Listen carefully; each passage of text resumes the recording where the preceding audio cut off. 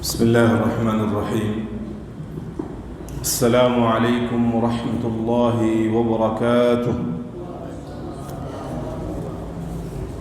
الحمد لله وكفى، والصلاة والسلام على رسول الله المصطفى نبينا محمد وعلى آله وأصحابه أهل الصدق والوفاء. يقول الله تبارك وتعالى في كتابه الكريم: أعوذ بالله من الشيطان الرجيم، بسم الله الرحمن الرحيم. يا أيها الذين آمنوا اتقوا الله وقولوا قولا سديدا يصلح لكم أعمالكم ويغفر لكم ذنوبكم ومن يطع الله ورسوله فقد فاز فوزا عظيما. وقال أيضا: ومن يقتل مؤمنا متعمدا فجزاؤه جهنم خالدا فيها وغضب الله عليه ولعنه وأعد له عذابا عظيما. الآية. سبحانك لا علم لنا إلا ما علمتنا إنك أنت العليم الحكيم. اللهم علمنا ما ينفعنا وانفعنا بما علمتنا وزدنا علما يا رب العالمين. أما بعد. Ikhwatul iman, kaum muslimin dan muslimat, saudara-saudaraku, hamba-hamba Allah Subhanahu wa taala, jamaah salat maghrib yang semoga senantiasa dirahmati, diberkahi, dimuliakan dan dijaga oleh Allah. Alhamdulillah, thumma alhamdulillah. Segala puji bagi Allah Rabbul Izzati wal Jalal yang telah melimpah ruahkan kepada kita beragam nikmat. Dengannya alhamdulillah kembali di waktu maghrib yang mulia ini kita bisa hadir di rumah Allah Subhanahu wa taala yang mubarak insyaallah, dalam rangka tentu saja menunaikan kewajiban kita kepada Allah, dan sejenak kita hadir di sini untuk saling bertanasuh dan bertafaqquh fid din. Semoga apa yang kita lakukan ikhwatul iman diterima oleh Allah, dicatat sebagai amal salih pemberat mizan hasanat kita, dan semoga dengannya Allah Subhanahu wa taala memudahkan langkah kita menuju jannahnya. Amin ya rabbal alamin. Salawat teriring salam semoga selalu tercurah limpahkan kepada manusia terbaik teladan sepanjang zaman, Nabiur Rahmah, Nabi Muhammad sallallahu alaihi wa alihi wasallam, beserta istri, keluarga, sahabat dan pengikutnya hingga akhir zaman insyaallah. Ikhwatul iman, sudah barang tentu kita mengetahui bahwa di antara karakter seorang mukmin adalah dia mentaati perintah Allah Subhanahu tabaraka wa taala dan menjauhi segala larangan Allah. Dia membangun hubungan yang baik kepada Rabb-Nya, dan juga di sisi yang lain dia mengimplementasikan nilai-nilai keimanan itu di dalam bermuamalah dengan sesama manusia.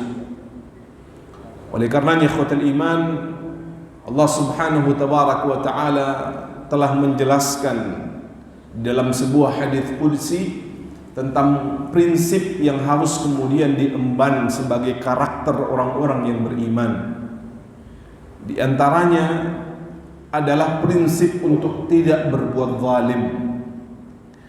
Allah Subhanahu wa taala berfirman dalam hadis qudsi yang diriwayatkan oleh Rasulullah sallallahu alaihi wasallam, seraya berfirman, inni haramtu dzulma ala nafsi. Kata Allah, sesungguhnya aku telah mengharamkan kezaliman pada diriku, sehingga Allah tidak mungkin berlaku zalim bahkan kepada orang-orang yang kufur kepadanya, yang enggan untuk beriman kepada Allah Subhanahu wa taala. Allah tidak akan berlaku zalim kepada mereka. Yang Allah Subhanahu wa taala akan berikan adalah sesuai dengan apa yang mereka lakukan. Ketika Allah perintahkan untuk beriman, mereka tidak mau, maka kekufuran itulah yang akan Allah berikan ganjaran tanpa dilebihkan sedikit pun, sesuai dengan kadar kezaliman yang mereka lakukan kepada Allah Subhanahu wa taala.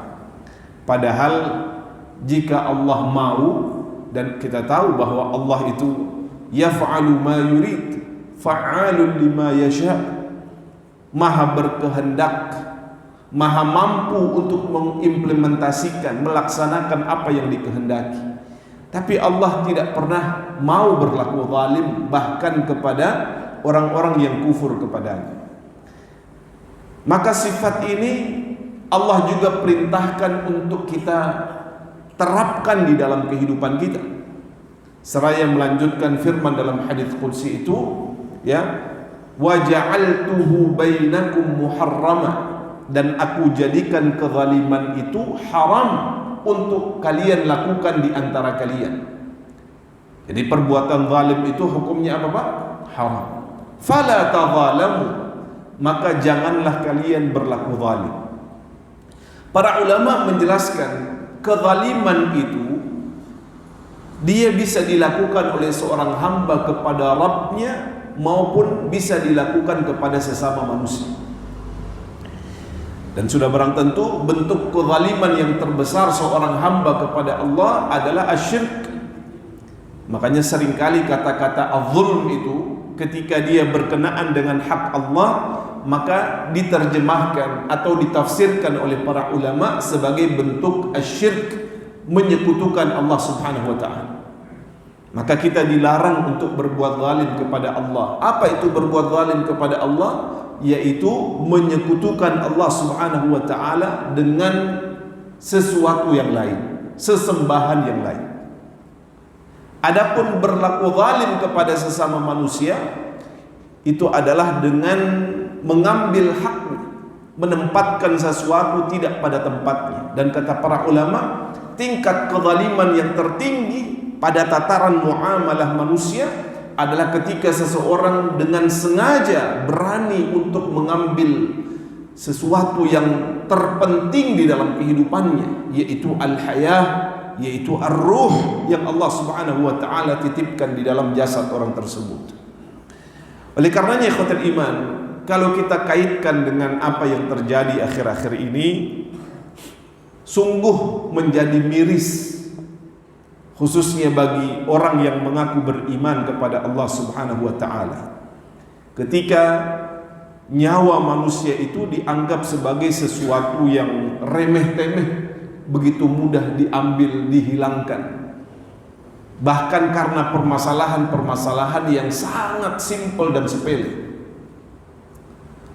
Pernah mungkin kita sampaikan, ya, ada orang yang hanya karena berhutang 50.000, dia dengan tega kemudian menghilangkan nyawa orang yang memberi pinjaman atau orang yang menagih begitu. Ada yang hanya karena permasalahan cemburu, permasalahan, ya, ini dan itu, akhirnya kemudian dengan mudah menghilangkan nyawa. Padahal ikhwatul iman, sesungguhnya yang harus kita ketahui dari maksud-maksud dan tujuan diturunkannya syariat Allah Subhanahu wa ta'ala adalah Allah begitu memuliakan nyawa manusia sekalipun dia tidak beriman kepada Allah Subhanahu wa ta'ala. Oleh karenanya ikhwatul iman, disebutkan di dalam banyak kitab-kitab at-tauhid, kitab fikih, kitab bahkan juga tazkiyatun nufus, dan juga kajian-kajian yang berkenaan dengan tafsir berkenaan dengan hifdzun nafs ini. Maka disebutkan fa hifdzun nafs fi syariah daruratun min ad-daruriyat, bahwa penjagaan al-Islam, syariat ini terhadap nyawa seorang manusia itu ditempatkan pada kedudukan yang sangat tinggi. Ditempatkan pada apa, Pak? Kedudukan yang sangat tinggi. Kenapa? Kata para ulama, fallahu ta'ala khalaqal insana li'ibadatihi. Karena sejatinya Allah Subhanahu wa ta'ala menciptakan manusia itu untuk beribadah kepadanya. Dan tidak mungkin seorang manusia itu bisa beribadah kalau nyawanya sudah tidak berada di mana, Pak? Di kandung badan. Dia tidak lagi bernyawa, bagaimana mungkin dia bisa beribadah kepada Allah? Hanya pernah kita singgung sedikit tentang apa yang diimpikan oleh orang yang telah dicabut nyawanya oleh Allah, dikebumikan, dikuburkan. Di antaranya adalah dia ingin beribadah kepada Allah Subhanahu wa ta'ala. Laula akhartani ila ajalin qarib fa as-saddaqa wa akum minas salihin. Maka sedekah juga gambaran dari ibadah yang hanya bisa dilakukan oleh orang yang dalam keadaan hidup, apatah lagi salat dan lain sebagainya. Sehingga ibadah itu hanya bisa dilakukan ketika seseorang masih memiliki nyawa ikhwatul iman di dalam kandung badannya, di dalam tubuhnya. Oleh karenanya disebutkan Allah sejatinya menciptakan manusia, meniupkan ruh di dalam jasadnya ketika dia masih dalam bentuk janin di dalam perut ibundanya. Untuk apa? Li'ibadatillahi subhanahu, untuk beribadah kepada Allah subhanahu tabaraka wa ta'ala.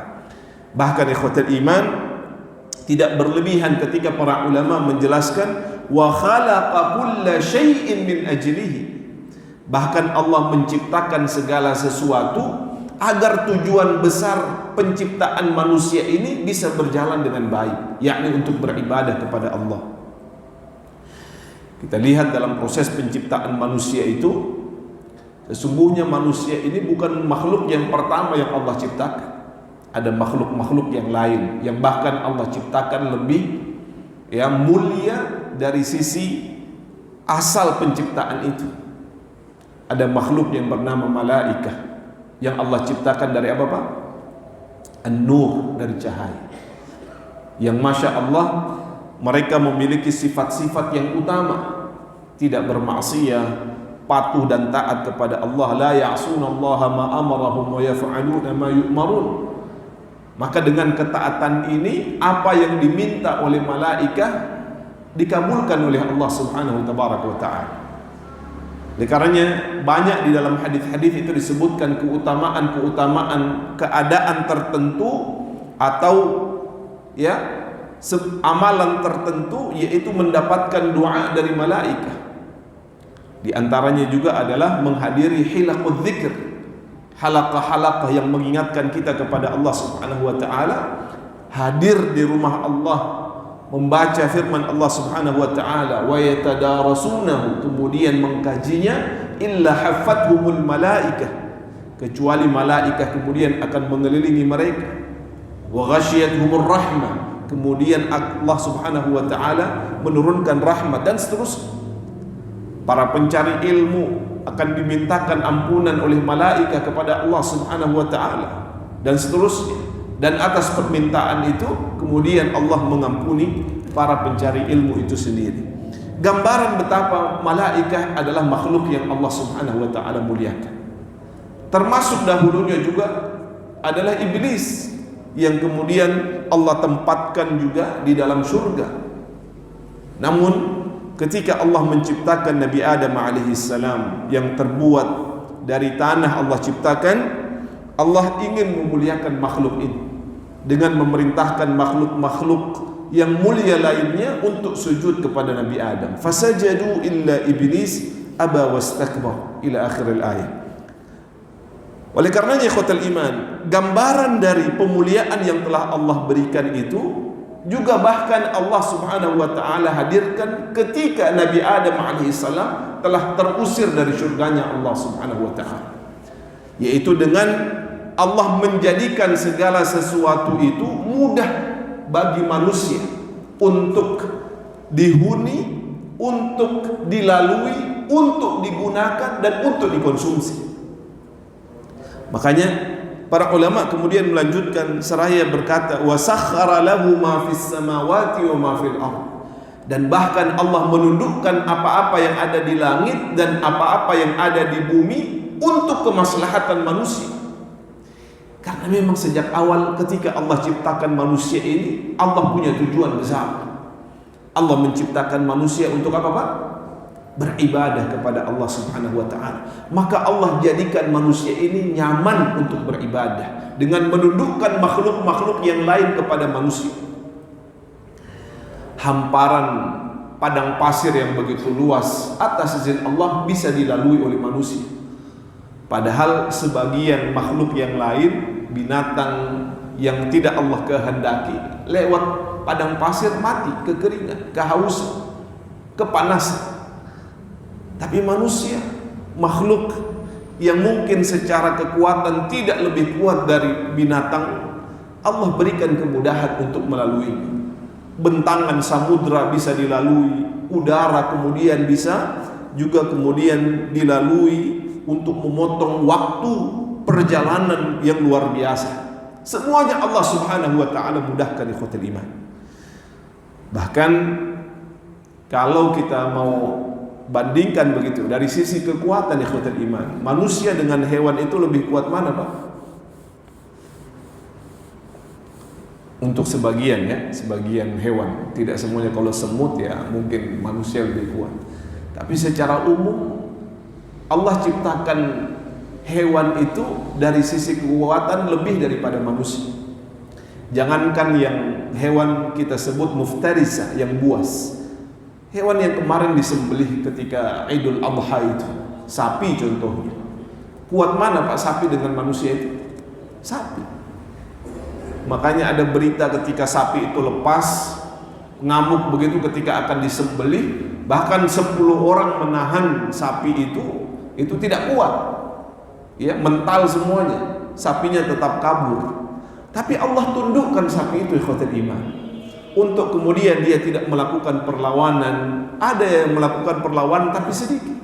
Allah tundukkan dia untuk dagingnya bisa dikonsumsi. Karena sejatinya dalam surah Al-Baqarah Allah jelaskan, huwallazi khalaqa lakum ma fil ardi jami'an. Dialah Allah Subhanahu wa taala yang telah menciptakan segala sesuatu di atas muka bumi ini lakum, untuk kalian. Yani untuk kemaslahatan kalian. Untuk kemaslahatan kalian. Bahkan hewan buas ikhwatul iman, ya, Allah hadirkan instingnya itu takut kepada manusia. Allah tundukkan dia.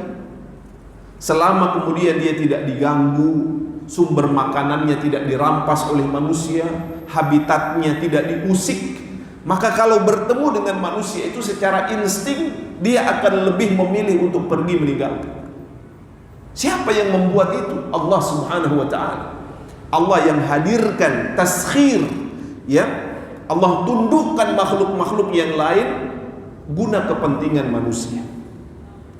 Agar dia hidup bisa nyaman, tidak ada yang memusik, ya. Hewan-hewan Allah jadikan takut kepada manusia dan seterusnya secara insting, kecuali tadi ya, dia diganggu, maka sumber makanannya dirampas, habitatnya diusik, maka tentu dia akan melakukan perlawanan sebagai cara untuk bertahan hidup. Namun secara umum Allah tundukkan makhluk-makhluk itu li ajlil bashar. Karena apa ikhwatul iman? Takarruman minhu jalla wa ala. Karena Allah memuliakan makhluk yang bernama manusia ini, agar nyawanya tetap terjaga dan dia bisa beribadah dengan baik kepada Allah. Tapi ternyata banyak di antara manusia yang tidak memahami konsep penciptaan Allah Subhanahu wa taala terhadap manusia ini. Dia tidak bersyukur ketika Allah memberikan banyak nikmat. Dia lupa untuk mentauhidkan Allah.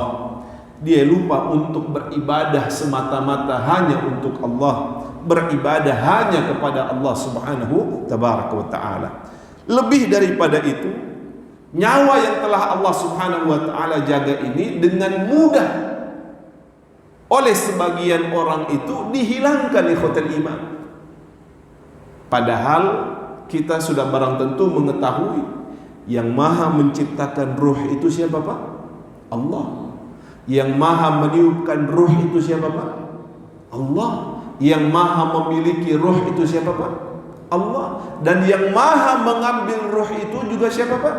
Allah Subhanahu wa ta'ala.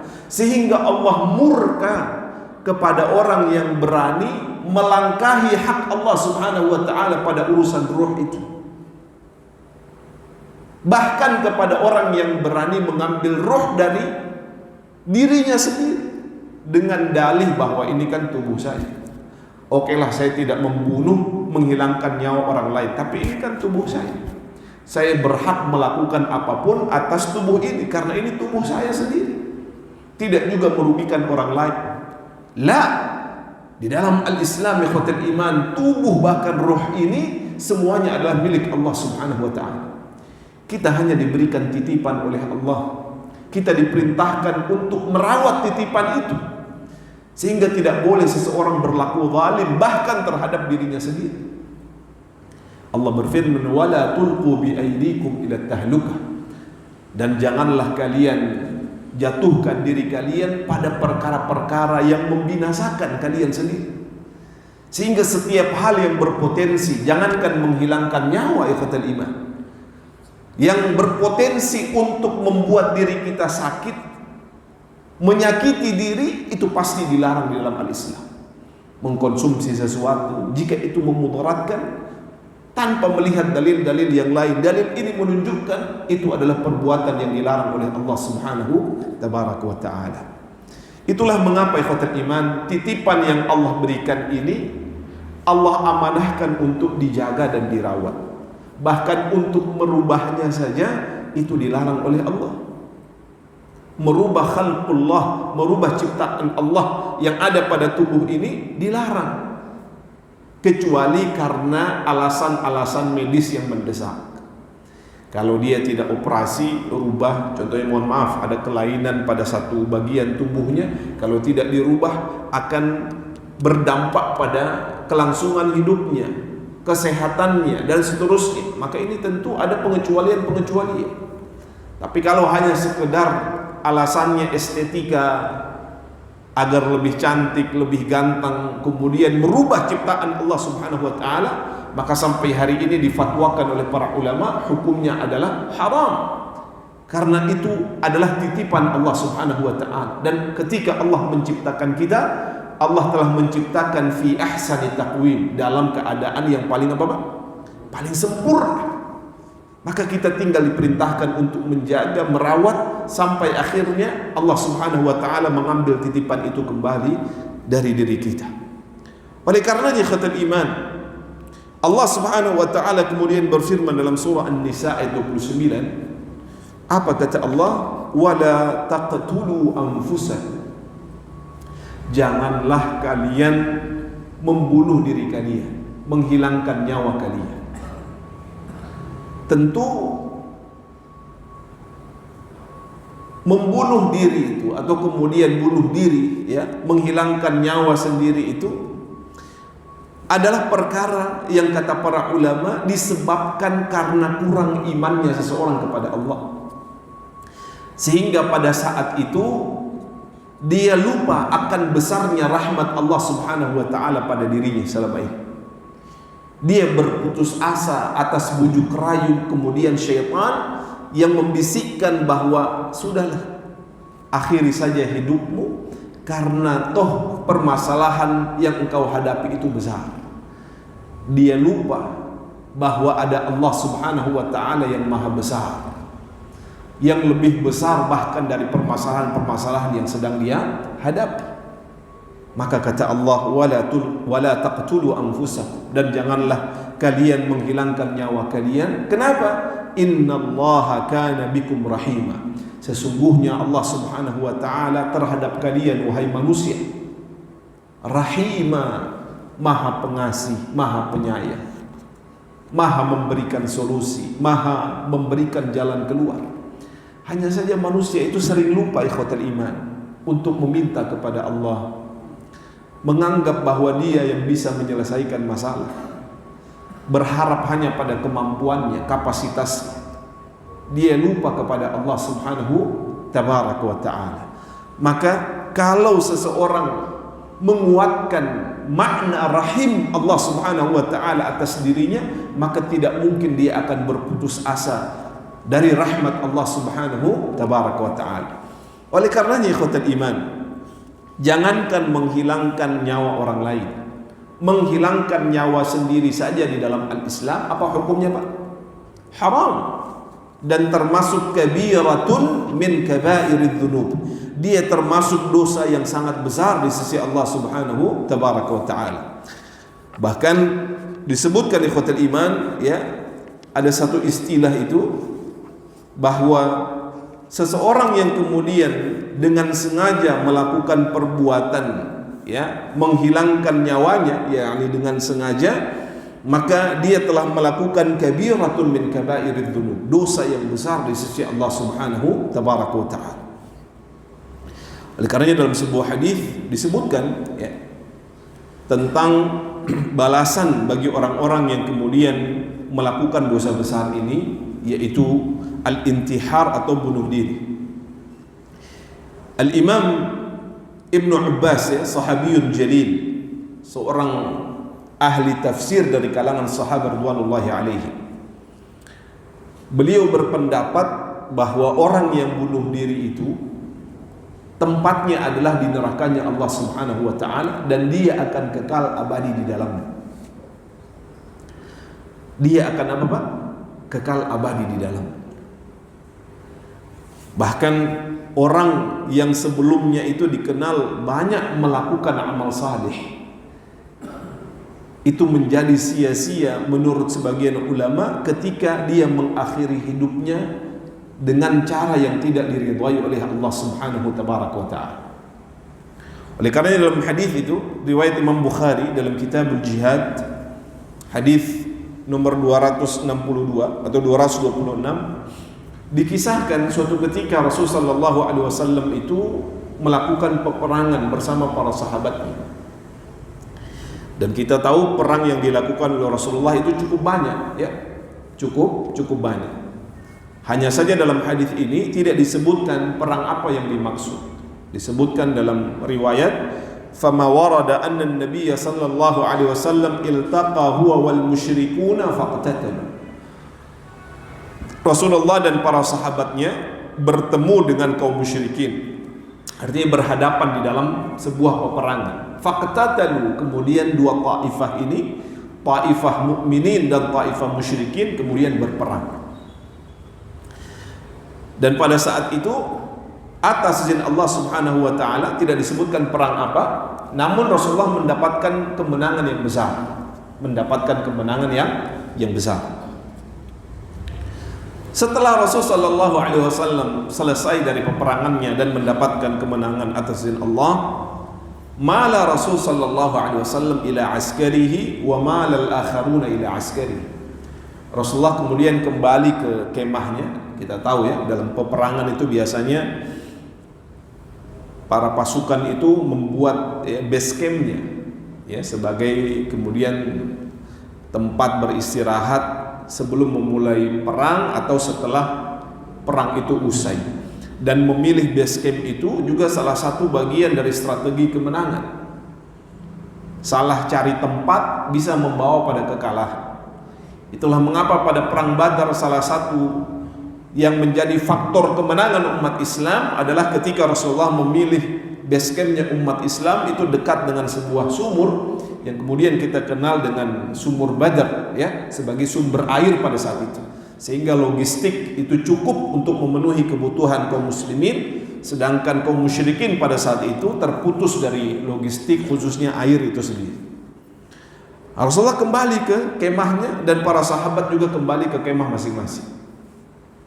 Seperti biasa ikhwatal iman, Rasulullah akan memerintahkan atau membentuk satu pasukan begitu atau satu kelompok kecil yang tugasnya menyisir jenazah para syuhada. Jenazahnya para syuhada. Untuk apa? Untuk dimuliakan. Dikumpulkan, dipisahkan dari jasadnya kaum musyrikin untuk segera kemudian diperlakukan dengan baik, yakni dikuburkan, didoakan oleh Rasulullah kemudian dikuburkan. Nah, tentu perlakuan kepada jasadnya, jenazahnya para syuhada itu berbeda. Karena jenazahnya para syuhada mungkin pernah kita singgung sedikit, dia tidak diapakan, Pak? Tidak dimandikan dan juga tidak dikafani, tetapi langsung dikuburkan. Ya. Ada yang menyatakan disalati kemudian dikuburkan tanpa kemudian dimandikan dan dikafani. Agar apa ikhwatul iman? Agar kelak ketika dibangkitkan pada hari kiamat nanti, hal tersebut menjadi bukti di hadapan Allah. Ya, pakaiannya lusuh, rambutnya penuh dengan debu, di tubuhnya masih mengalir darah-darah yang segar, dan kemudian dia akan mengatakan kepada Allah Subhanahu wa taala, ini adalah bukti ya Allah bahwa aku dulu di dunia telah berjuang untuk meninggikan kalimah-Mu. Dan itu menjadi bukti, setiap hal itu akan menjadi saksi di hadapan Allah Subhanahu wa taala. Salah satu tafsiran bal ahya'u walakin la tash'urun, bahwa para syuhada itu sejatinya masih dalam keadaan hidup, hanya saja kalian tidak merasakan kehidupan mereka. Salah satu tafsirnya itu dikatakan bahwa Sesungguhnya Allah kemudian akan membangkitkan mereka dalam keadaan ketika mereka diwafatkan oleh Allah Subhanahu wa taala. Kemudian ikhwatal iman, setelah kelompok kecil ini menuju ke medan perang yang telah usai tadi, satu demi satu jasadnya para syuhada dikumpulkan dan dipisahkan dari jasadnya musuh-musuh Allah Subhanahu wa taala, maka mereka mendata siapa-siapa saja para syuhada yang gugur untuk dikabarkan kepada Rasulullah sallallahu alaihi wasallam. Maka di antara mereka yang gugur itu, dalam hadis ini disebutkan wa fi ashabi Rasulillah, dan di tengah-tengah sahabat Rasulullah yang gugur itu rajulun la yad'u lahum syadzatan wala fadah. Ada seorang sahabat yang terkenal begitu gigih pemberani di dalam melakukan perang. Bahkan disebutkan illa taba'aha bi darbiha bi sayfihi. Tidaklah jihad itu dikumandangkan oleh Rasulullah kemudian dia akan menjawab panggilan tersebut dengan segera. Tidaklah jihad itu terjadi kecuali dia berada di saf yang terdepan. Tidaklah dia bertemu dengan musuh kecuali musuh yang dia hadapi itu akan segera dia tebas batang leher. Menunjukkan keberanian yang luar biasa dari sahabat ini, sehingga menghadirkan kebahagiaan di tengah-tengah sahabat yang menyaksikan. Alhamdulillah, si fulan yang selama ini kita kenal pemberani, akhirnya dia menemukan apa yang dia cita-citakan. Meninggal dalam keadaan apa Pak? Syahid di medan pertempuran. Sampai akhirnya ikhwatal iman, singkat cerita, ini cukup panjang hadisnya, kita ringkas sedikit. Mereka datang kepada Rasul sallallahu alaihi wasallam dan mengabarkan, "Ya Rasulullah, ini daftar nama-nama sahabat yang wafat. Dan di antara mereka disebutkan fulan bin fulan." Ingin agar juga Rasulullah bergembira atas kabar tersebut. Ternyata respon Rasulullah itu berbeda. Rasulullah terdiam dan tidak mengucapkan apa, ekspresinya itu datar. Biasanya Rasulullah ketika disampaikan sesuatu yang membahagiakan, beliau akan tersenyum, bahkan ikut bersuka cita. Tapi respon Rasulullah pada saat itu berbeda. Rasulullah hanya diam. Sambil menunggu jawaban dari Rasulullah, mereka melihat apa yang dilakukan oleh Rasulullah. Ternyata setelah itu Rasulullah bangkit dari duduknya di kemah beliau sallallahu alaihi wasallam, lalu bersabda, "Amma innahu famin ahlin nar." Adapun dia tempatnya adalah di nerakanya Allah Subhanahu tabaraka wa taala. Wal iyadu billah.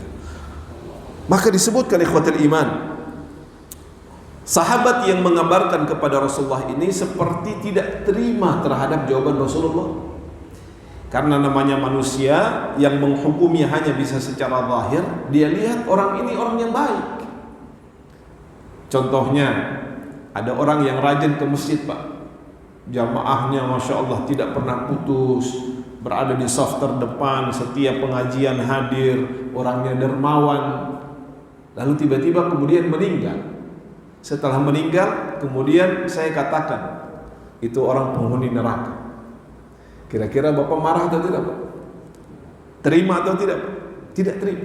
Seperti itu juga gambaran sahabat ketika mendapatkan kabar dari Rasulullah. Hanya saja mereka tidak berani membantah, karena Rasulullah tidak mengatakan sesuatu kecuali berdasarkan wahyu. Wa ma yantiqu 'anil hawa in huwa illa wahyu yuha. Namun hati kecil itu tetap ingin bertanya. Maka bertanyalah sahabat ini, namun penuh dengan adab. Apa kata dia? Asyhadu annaka Rasulullah. Aku bersaksi bahwa engkau adalah utusan Allah. Ingin menegaskan bahwa ya Rasulullah, tidak ada keraguan sama sekali dalam hati ini tentang kenabianmu, tentang kerasulanmu. Maka beliau tegaskan, asyhadu annaka Rasulullah. Aku bersaksi engkau adalah utusan Allah. Tapi ada yang mengganjal, seolah-olah ingin mengatakan hal tersebut. Dan Rasulullah itu sangat peka terhadap apa yang terjadi pada diri sahabatnya. Maka Rasulullah segera merespon dengan mengatakan, wa madza? Apa itu wahai sahabat? Apa yang ingin kamu tanyakan? Rasulullah tidak katakan, nggak boleh tanya. Sami'na wa ata'na. Diam saja, nggak boleh tanya lah. Ada waktu, ada keadaan di mana sesuatu itu boleh ditanyakan. Hanya bertanya juga perlu apa Pak? Adab. Tidak menyela, tidak memotong, tetapi kemudian mengungkapkan dengan baik. Maka Rasul sallallahu alaihi wasallam kemudian bersabda, mengatakan, apa yang ingin kamu tanyakan? Lalu diceritakan oleh laki-laki tersebut, sahabat yang barusan engkau katakan ya Rasulullah, bahwa dia adalah penghuni neraka. Dia adalah orang yang kita kenal selama ini, orang yang salih, orang yang baik, muamalahnya baik, ibadahnya juga baik, bahkan sangat pemberani di antara kita ya Rasulullah. Maka apa yang engkau katakan itu a'zaman nas dzalik, akan membuat heboh di tengah-tengah masyarakat. Akan membuat heboh di tengah-tengah masyarakat. Bisa jadi kalau dalam suasana perang itu bisa menurunkan semangat untuk berjihad. Gimana kita mau jihad? Ini orang yang paling berani saja tempatnya di neraka. Kira-kira demikian. Dia mengatakan kepada Rasulullah. Lalu apa kata Rasulullah? Ana lakum bihi. Saya sebelumnya juga seperti kalian. Artinya sebelum datang wahyu dari Jibril itu menyampaikan apa yang Allah Subhanahu wa taala amanahkan itu, saya seperti kalian menyangka bahwa laki-laki ini tempatnya di mana, Pak? Di surganya Allah Subhanahu wa taala. Karena secara zahir dia baik, pemberani dan seterusnya. Saya juga demikian, kata Rasulullah. Hanya saja Jibril kemudian datang seraya mengabarkan bahwa orang ini keluar dari rumahnya penuh dengan semangat, ingin mendapatkan kesyahidan, sampai akhirnya dia bertempur dengan berani. Thumma juriha jarhan syadida. Kemudian dia mengalami luka yang begitu banyak di sekujur tubuhnya. Ya, namanya bertempur, dia berhadapan dengan banyak musuh, kena sabetan pedang, ya, kena mungkin tancapan dari anak panah dan seterusnya. Yang intinya kata Rasulullah, dia mengalami luka yang sangat berat, yang parah begitu. Fasta'jalal maut. Lalu kemudian dia menginginkan untuk menyegerakan kematian. Dia tidak tahan dengan apa yang dia alami. Toh sebentar lagi akan mati kok, sama saja, akan kehabisan darah dan seterusnya. Hanya saja ikhwatal iman, yang mungkin beliau lupa pada saat itu bahwa ajal itu sesuatu yang sifatnya gaib, tidak ada yang mengetahui kecuali Allah Subhanahu wa taala. Bahkan malakul maut, malaikat pencabut nyawa pun tidak mengetahui ajal seseorang kecuali ketika Allah perintahkan untuk mencabut nyawa orang tersebut, baru dia tahu. Makanya ikhwatal iman, pernah dalam riwayat itu disebutkan Rasulullah mengabarkan pernah terjadi di zamannya Nabi Sulaiman alaihissalam, ketika malakul maut itu diperintahkan oleh Allah untuk mencabut nyawa si fulan. Mencabut nyawa si fulan di waktu sekian, di jam sekian. Lalu dia datang menghampiri Nabi Sulaiman dalam riwayat itu, dan masih menemukan orang tersebut berada di situ, di sisinya Nabi Sulaiman. Gimana saya mau mencabut nyawanya sedangkan kemudian dia masih berada di situ? Ternyata Nabi Sulaiman menugaskan dia untuk melakukan sebuah tugas begitu di tempat yang cukup jauh, ya. Ada yang mengatakan di India dan seterusnya tempat yang dimaksud itu. Dalam kisah-kisah Israiliyat disebutkan. Dan ternyata hal itu tepat, ya. Sehingga bisa jadi segala sesuatu itu telah direncanakan oleh Allah Subhanahu wa taala, hanya saja kita tidak mengetahui. Ada orang yang kemudian ikhwatal iman selama hidupnya tidak pernah keluar dari kampungnya, tapi Allah tetapkan dia ajalnya itu contohnya di luar negeri di mana. Suatu ketika pasti kemudian dia akan pergi ke situ mengikuti skenario Allah Subhanahu wa taala, apakah untuk berumrah atau jalan-jalan atau apa. Tempat di mana Allah Subhanahu wa taala tetapkan itulah menjadi ajal yang akan mengakhiri hidup. Orang ini ikhwatul iman, dia merasa ajalnya akan tiba saat itu. Lalu dia menyegerakan untuk mati. Kok sampai saat ini tidak mati-mati juga? Ya, sama saja 5 menit ke depan juga pasti mati dan seterusnya. Dan ini ikhwatul iman hal yang seharusnya tidak dilakukan oleh seorang yang beriman. Bahwa orang yang beriman itu tidak pernah akan berputus asa dari rahmat Allah, seberat apapun penyakit yang dia alami yang kemudian menimpa diri. Pernah ada yang bertanya berkenaan dengan hukum suntik mati karena sakit yang diderita, menahun dan seterusnya. Kalau kita baca dalam literatur kajian-kajian fikih, usul fikih, dan baik yang klasik maupun yang kontemporer, para ulama itu memfatwakan sampai saat ini belum dilegalkan, dibolehkan dalam Islam. Karena suntik mati itu satu gambaran dari hilangnya harapan kepada Allah Subhanahu wa taala. Padahal kita tidak pernah tahu apa yang akan terjadi 5 menit ke depan. Satu kisah nyata ikhwatul iman. Suatu ketika ada sebuah keluarga ini yang orang tuanya sudah sakit lama, dan sakitnya itu membuat orang tuanya ini menderita. Anak-anaknya tidak tega melihat. Sampai pada keputusan mereka bersepakat untuk mengambil langkah, ya sudah suntik mati saja, biar mungkin segera meninggal dan setelah itu mendapatkan kenyamanan di dalam kuburnya dan seterusnya. Pikirannya seperti itu. Sudah selesai ya, adzan Isya. Seperti apa kelanjutannya kita pending sampai pertemuan berikutnya insyaallah taala. Intinya ikhwatul iman dari apa yang kita bahas pada kesempatan kali ini, bahwa di antara karakter orang-orang yang beriman adalah mereka tentu saja melakukan apa yang Allah perintahkan dan menjauhi larangan Allah. Dan di antara hal yang Allah tegaskan untuk kita jauhi adalah sifat az-zulm, baik zalim kepada Allah, zalim kepada diri sendiri maupun zalim kepada sesama manusia. Bentuk kezaliman yang tertinggi kepada Allah adalah ketika seseorang melakukan kesyirikan, berbuat syirik, menyekutukan Allah Subhanahu wa taala. Dan bentuk kezaliman yang tertinggi pada sesama manusia adalah ketika dia menghilangkan apa yang Allah Subhanahu wa taala titipkan sebagai bekal untuk beribadah kepada Allah, yaitu nyawa.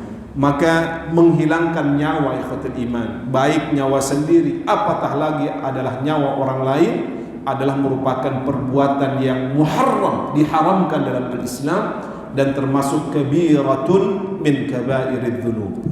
Mudah-mudahan ikhwatul iman yang sedikit ini bisa bermanfaat.